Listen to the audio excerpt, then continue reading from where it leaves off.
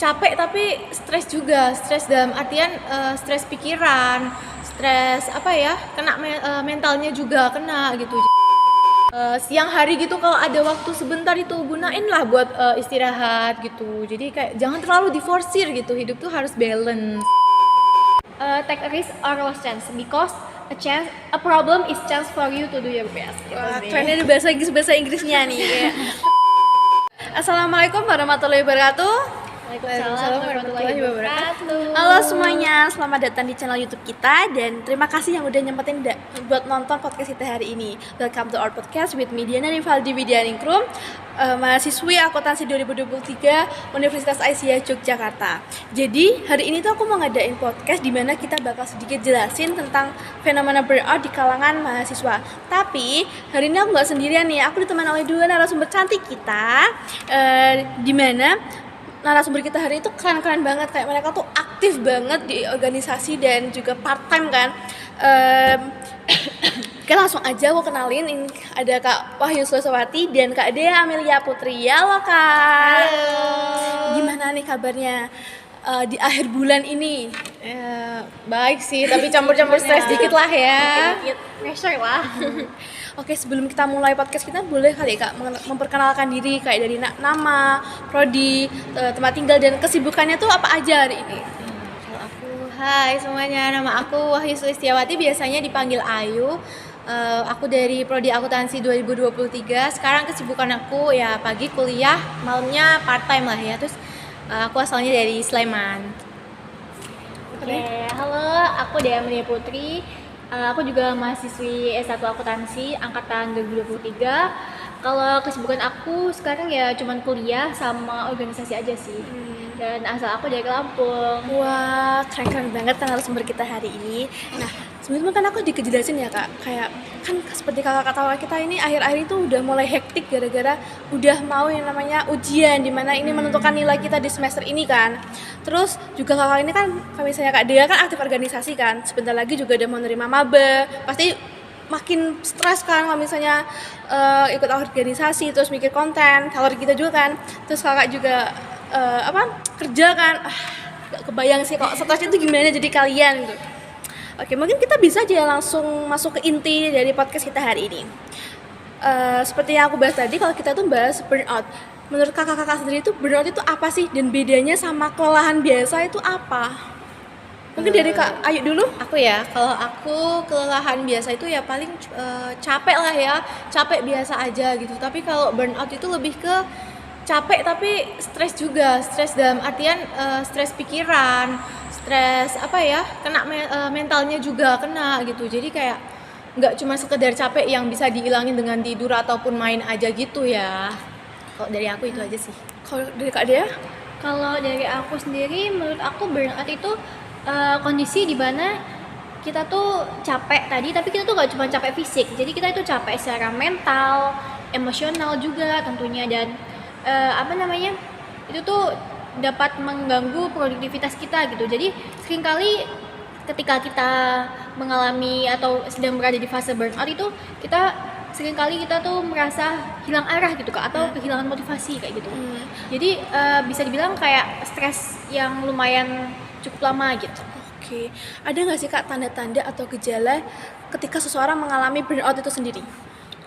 Dari aku Ya, dulu ya. boleh.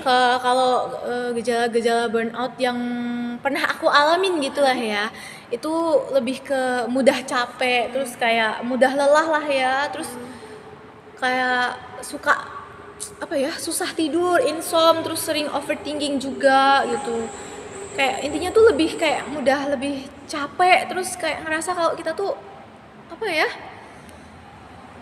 cepet lelah gitulah ya. Itu aja sih. Kalau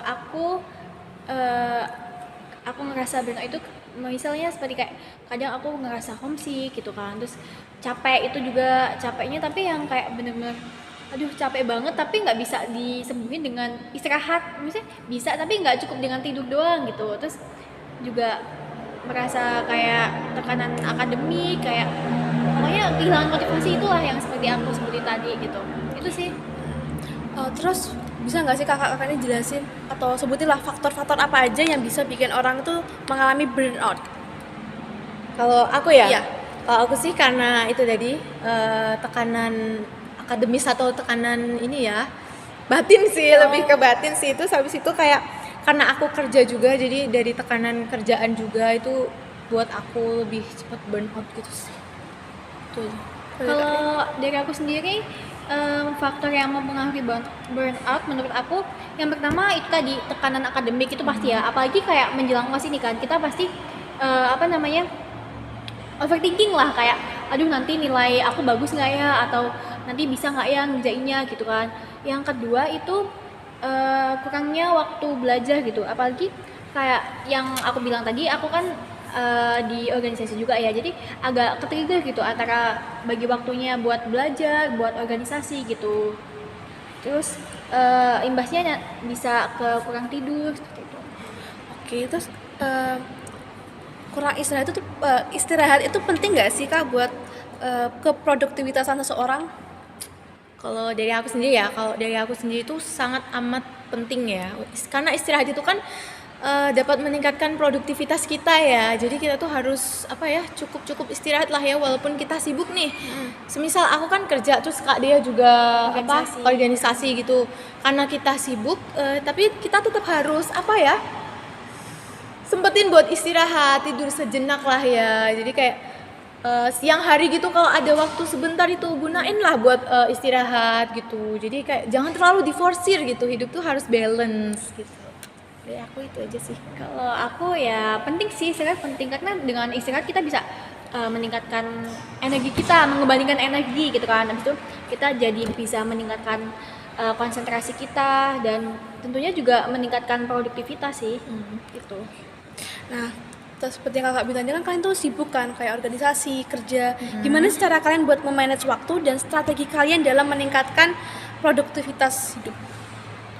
Dari Iya, aku dulu ya. iya. Kalau aku ya itu kayak buat jadwal atau rincian gitu ya dalam sehari-hari, terus kayak sempetin juga olahraga gitu, terus habis itu tidur yang cukup tadi, habis itu terus kayak tetap kita harus sempetin buat me time sama ngelakuin hobi-hobi kita gitu ya. Kalau aku kan hobinya kebetulan kayak muncak atau mengendaki gitu. Jadi kalau ada sedikit waktu itu aku gunain buat me time-nya dengan kayak muncak atau ke kafe-kafe atau jalan-jalan, sekedar jalan-jalan aja gitu sih. Keren. Buat Kak Dia sendiri? Kalau aku tadi cara manajemen waktu sama belajar yang efektif ya. Manajemen waktu kalau aku sendiri, aku biasanya pakai to-do list gitu. Jadi aku list apa aja nih yang harus aku kerjain, atau kayak aku punya agenda apa aja sih. Jadi aku bakal kerjain itu by skala prioritas gitu. Mana yang lebih cepat deadline-nya dan mana yang lebih urgent, itu yang bakal aku kerjain duluan gitu sih. Oke.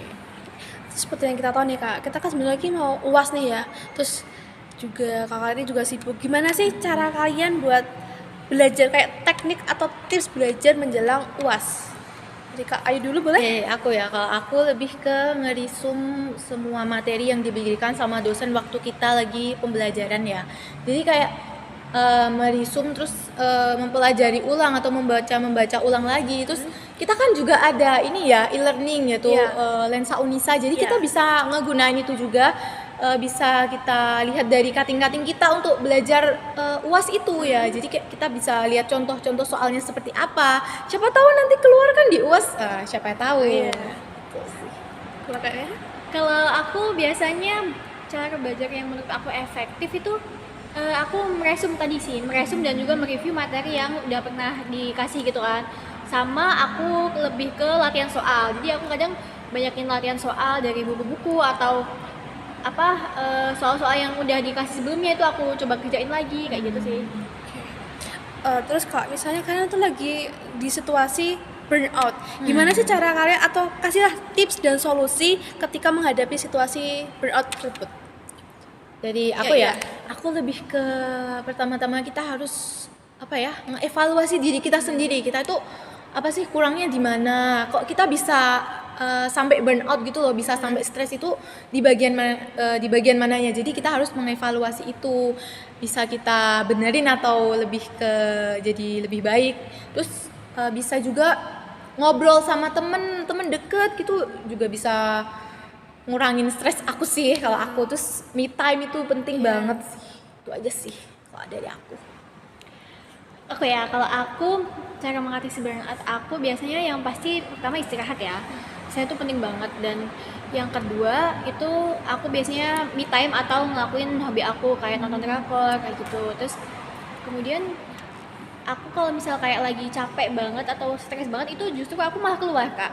Aku keluar ke tempat yang ramai. Misal kalau misal kita di Jogja, kadang aku suka tuh ke Malioboro. Jadi kadang aku cuma duduk doang kan bengong gitu, tapi dengan melihat banyak orang yang sibuk dengan aktivitasnya masing-masing, di situ aku jadi ngerasa kayak ketika aku berhenti, semua orang dan dunia itu tetap berjalan gitu. Jadi aku tuh jadi ada motivasi kalau misal gimana pun kita tuh tetap, dunia tuh tetap berjalan gitu. Jadi kita tetap harus semangat dan bangkit gitu, nggak boleh menyerah.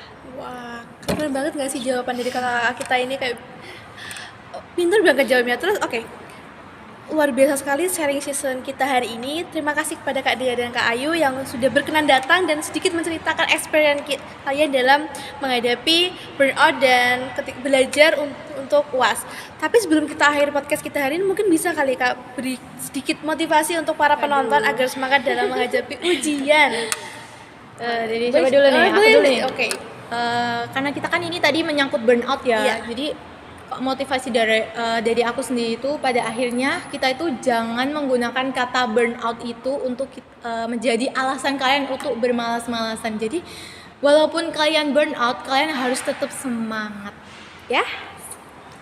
Oke, motivasi kalau dari aku, sebagaimanapun kita merasa tertekan atau stres itu tadi, atau burnout itu tadi kan, nah kita jangan menyerah sih, tetap semangat. Karena sebenarnya kita itu cuman perlu untuk bertahan sebentar dan semuanya itu pasti akan terlewati.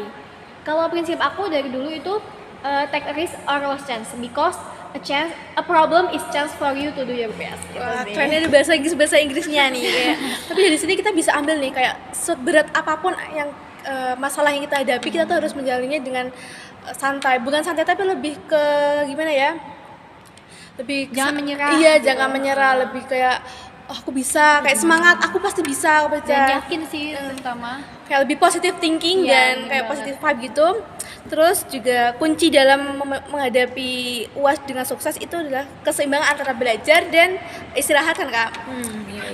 Teman-teman juga bisa ceritain pengalaman kalian selama burnout di kolom komentar, dan jangan lupa buat like, comment, subscribe akun YouTube kita, dan jangan lupa follow kakak cantik ini di Instagramnya di sini ya, di bawah sini. Oke, sekian dari aku. Wassalamualaikum warahmatullahi wabarakatuh. Waalaikumsalam. Bye bye.